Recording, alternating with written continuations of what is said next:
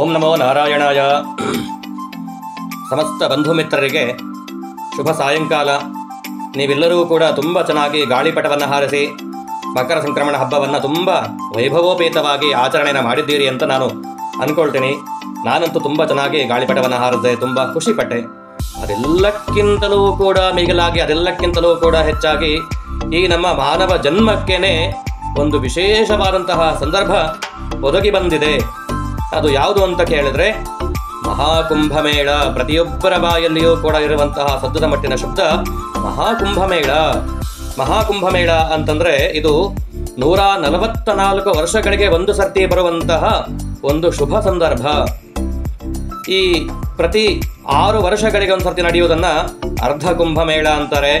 ಆಮೇಲೆ ಪ್ರತಿ 12 ವರ್ಷಗಳಿಗೆ ಒಂದು ಸರ್ತಿ ಆಗುವುದನ್ನ ಪೂರ್ಣ ಕುಂಭಮೇಳ ಅಂತ ಹೇಳ್ತಾರೆ. ಆಮೇಲೆ ಪ್ರತಿ 144 ವರ್ಷಗಳಿಗೆ ಒಂದು ಸರ್ತಿ ಬರುವುದನ್ನು ಮಹಾಕುಂಭಮೇಳ ಅಂತ ಅಂತಾಯಿವಿ. ಆದ್ದರಿಂದ ಈ ಮಹಾಕುಂಭಮೇಳಕ್ಕೆ ಎಷ್ಟು ಜನ ಅಲ್ಲಿಗೆ ಪಾದಾರ್ಪಣೆಯನ್ನು ಮಾಡ್ತಾ ಇದ್ದೀರಿ ನನಗಂತೂ ಗೊತ್ತಿಲ್ಲ. ಆದರೆ ಬಹಳಷ್ಟು ಜನ ಅಲ್ಲಿಗೆ ಪ್ರಯಾಣವನ್ನು ಮಾಡ್ತಾ ಇದ್ದಾರೆ.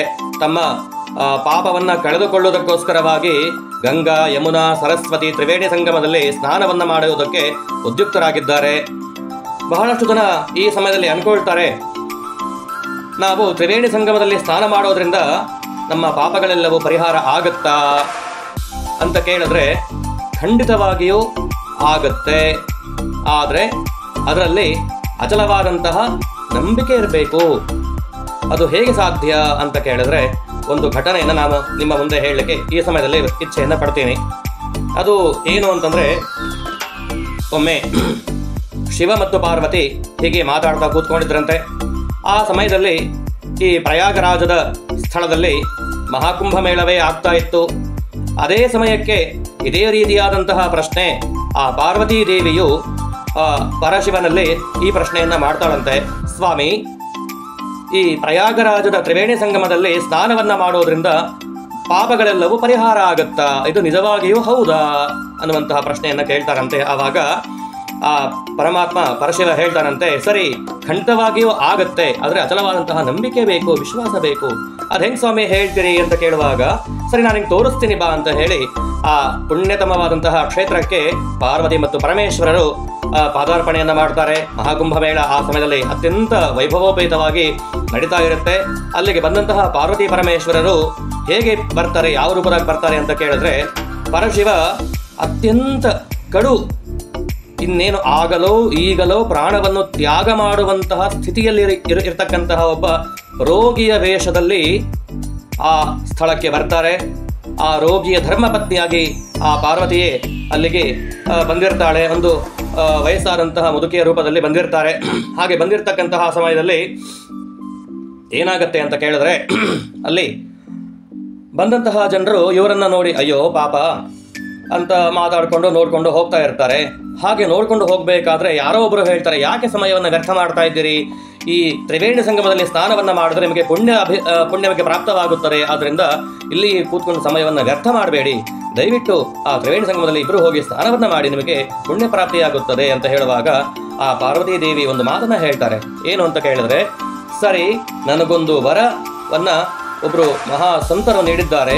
ಏನು ಅಂತ ಹೇಳಿದ್ರೆ, ಯಾರು ಪಾಪವನ್ನೇ ಮಾಡಿರುವುದಿಲ್ಲವೋ ಅಂತಹವರು ನನ್ನ ಪತಿದೇವರನ್ನು ಕರೆದುಕೊಂಡು ಹೋಗಿ ಆ ತ್ರಿವೇಣಿ ಸಂಗಮದಲ್ಲಿ ಸ್ನಾನವನ್ನು ಮಾಡಿಸಿದರೆ ಸಮಸ್ತ ರೋಗಗಳಿಂದ ಅವರು ಮುಕ್ತಿಯನ್ನು ಹೊಂದುವುದು ಮಾತ್ರವಲ್ಲದೆ ತುಂಬ ಸುಂದರಾಂಗಕಾಯರಾಗಿ ವಾಪಸ್ಸು ಬರ್ತಾರೆ. ಆದರೆ ಒಂದು ಕಂಡೀಷನ್ ಏನಂತಂದರೆ, ನನ್ನ ಪತಿದೇವರನ್ನು ಕರೆದುಕೊಂಡು ಹೋಗುವಂತಹ ವ್ಯಕ್ತಿ ಪಾಪಗಳಿಂದ ಬಿಡಲ್ಪಟ್ಟವನಾಗಿರಬೇಕು ಅನ್ನುವಂತಹ ಮಾತನ್ನ ಆ ಸಮಯದಲ್ಲಿ ಹೇಳ್ತಾರೆ.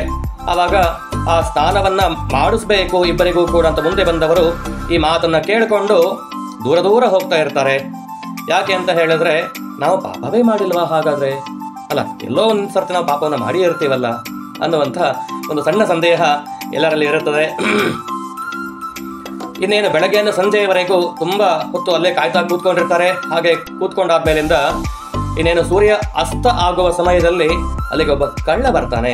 ಬಂದಂತಹ ಕಳ್ಳ ಕೆಲವರಲ್ಲಿ ಕೆಲವು ವಸ್ತುಗಳನ್ನು ಅಲ್ಲಿ ದೋಚುವಂತಹ ಕೆಲಸವನ್ನು ಮಾಡ್ತಾ ಇರ್ತಾನೆ. ಹಾಗೆ ಮುಂದೆ ಹೋಗುವಾಗ ಈ ಇಬ್ಬರು ಅವನ ಕಣ್ಣಿಗೆ ಬೀಳ್ತಾರೆ. ಮತ್ತೆ ಹೋಗಿ ಕೇಳ್ತಾನೆ, ಯಾಕೆಲ್ಲಿ ಕೂತ್ಕೊಂಡಿದ್ದೀರಿ ಅಂತ ಕೇಳುವಾಗ ಯಥಾ ಪ್ರಕಾರವಾಗಿ ಆ ಪಾರ್ವತಿ ದೇವಿ ಅದೇ ಉತ್ತರವನ್ನ ಹೇಳ್ತಾಳೆ. ಯಾರು ಪಾಪವನ್ನ ಮಾಡಿಲ್ಲವೋ, ಸ್ವಲ್ಪವೂ ಕೂಡ ಪಾಪ ಲೇಷವೇ ಇಲ್ಲವೋ ಅಂತವರು ನನ್ನ ಪತಿದೇವರನ್ನು ಕರ್ಕೊಂಡು ಹೋಗಿ ತ್ರಿವೇಣಿ ಸಂಗಮದಲ್ಲಿ ಸ್ನಾನ ಮಾಡಿಸಿದ್ರೆ ಆವಾಗ ಅವರು ತುಂಬಾ ಆರೋಗ್ಯವಂತರಾಗ್ತಾರೆ, ನಾನು ಕೂಡ ತುಂಬಾ ಯೌವನಸ್ಥಳಾಗ್ತೀನಿ ಅನ್ನುವಂತಹ ಮಾತನ್ನು ಹೇಳ್ತಾರೆ. ಆ ಕಳ್ಳ ತಕ್ಷಣಕ್ಕೆ ಓಡ್ಕೊಂಡು ಹೋಗಿ ಆ ನೀರಲ್ಲಿ 3 ಸರ್ತಿ ಡುಬು ಅಂತ ಹೇಳಿ ಮುಳುಗೆದ್ದು ಓಡೋಡ್ಕೊಂಡು ಬಂದು ಇಬ್ಬರನ್ನೂ ಕೂಡ ಕರ್ಕೊಂಡು ಹೋಗಿ ಆ ತ್ರಿವೇಣಿಯ ಸಂಗಮದಲ್ಲಿ ಸ್ನಾನವನ್ನ ಮಾಡಿಸ್ತಾನೆ. ಅಂತಂದ್ರೆ ಆತ ಮಹಾಕಳ್ಳ, ಎಷ್ಟೋ ಪಾಪಗಳನ್ನು ಮಾಡಿದ್ದ. ಆದರೆ ಆ ಕಳ್ಳನಲ್ಲಿ ಒಂದು ಅಚಲವಾದಂತಹ ನಂಬಿಕೆ ಇತ್ತು. ಆ ನಂಬಿಕೆ ಏನು ಅಂತ ಕೇಳಿದ್ರೆ, ತ್ರಿವೇಣಿ ಸಂಗಮದಲ್ಲಿ ನಾನು ಸ್ನಾನವನ್ನ ಮಾಡಿದ್ರೆ ನನ್ನ ಪಾಪಗಳೆಲ್ಲವೂ ಪರಿಹಾರ ಆಯಿತು, ಮತ್ತಿನ್ಯಾಕೆ ಹೆದರಿಕೆ ನನಗೆ, ನನ್ನ ಪಾಪವೇ ಪರಿಹಾರ ಆಯಿತು, ನನ್ನ ಪಾಪಗಳೆಲ್ಲವೂ ನಶಿಸಿ ಹೋಯಿತು ಅಂತಂದ್ಮೇಲೆ ಇನ್ನು ಇವರನ್ನು ಕರ್ಕೊಂಡು ನನಗೆ ರೋಗ ಬಾಧೆಗಳು ನಂಗೆ ಮುಟ್ಟುತ್ತಾ? ಖಂಡಿತವಾಗಿಯೂ ಇಲ್ಲ. ಯಾಕೆ ನಾನು ತುಂಬಾ ಪುನೀತನಾದೆ, ಹಾಗಾಗಿ ನನಗೆ ಅದರ ಭಯವೂ ಇಲ್ಲ ಅನ್ನುವಂತಹ ಅಚಲವಾದಂತಹ ನಂಬಿಕೆ ಆ ಕಳ್ಳನಲ್ಲಿ ಇತ್ತು. ಆದ್ದರಿಂದ ಅವನಿಗೆ ಸಂಪೂರ್ಣವಾದಂತಹ ಪಾರ್ವತಿ ಪರಮೇಶ್ವರ ಅನುಗ್ರಹ ಆಗುತ್ತೆ.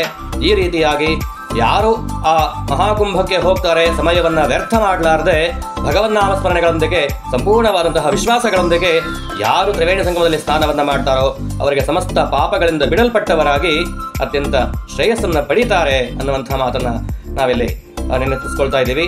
ಆ ಪ್ರಯಾಗರಾಜಕ್ಕೆ ತ್ರಿವೇಣಿ ಸಂಗಮದ ಸ್ಥಾನಕ್ಕೆ ಹೋಗುವಂತಹ ಸಮಸ್ತ ಜನರಿಗೂ ಕೂಡ ಶುಭವಾಗಲಿ. ನಿಮಗೆಲ್ಲರಿಗೂ ಕೂಡ ಆ ಗಂಗಾ ಯಮುನಾ ಸರಸ್ವತಿಯರ ಸಂಪೂರ್ಣ ಅನುಗ್ರಹ, ಪಾರ್ವತಿ ಪರಮೇಶ್ವರ ಸಂಪೂರ್ಣ ಅನುಗ್ರಹವಾಗಲಿ ಅಂತ ನಾನು ಆ ಪರಮಾತ್ಮದಲ್ಲಿ ಪ್ರಾರ್ಥನೆಯನ್ನು ಮಾಡ್ತಾ ನಮ್ಮ 2 ಮಾತುಗಳನ್ನು ಸದ್ಗುರು ಚರಣಗಳಿಗೆ ಸಮರ್ಪಣೆಯನ್ನು ಮಾಡ್ತಾ ಇದ್ದೀವಿ. ಓಂ ನಮೋ ನಾರಾಯಣಾಯ.